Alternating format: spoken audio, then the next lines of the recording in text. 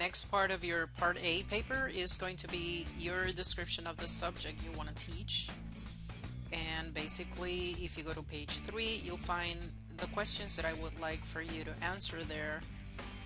There's basically 2 sections to this. One is the one about standards, which can include subject or content standards. And if you're in the industry or training or corporate world, you may want to use industry or professional standards if there are any in your field.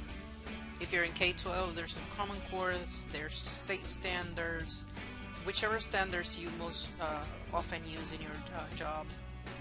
Just make sure you include the source of the set of standards that you're planning to implement.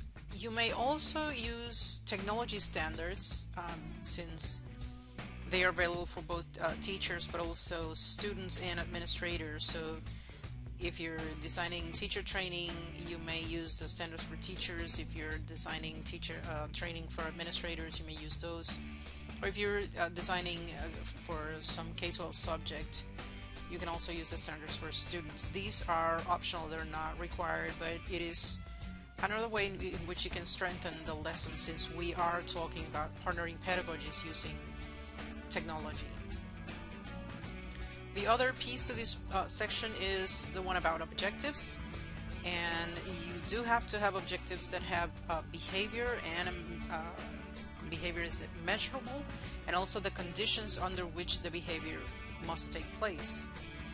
And one thing I can tell you right now is there are certain verbs that you want to avoid, because otherwise you're going to get deductions, and this is the usual know, understand, learn, but also demonstrate knowledge of, demonstrate understanding of, apply knowledge of, or skills or understanding. These are the reasons for which you want to avoid them, and sometimes the way to basically change that and use a more measurable verb. So you can now pause the video and read through the table so you know why we should avoid these particular verbs.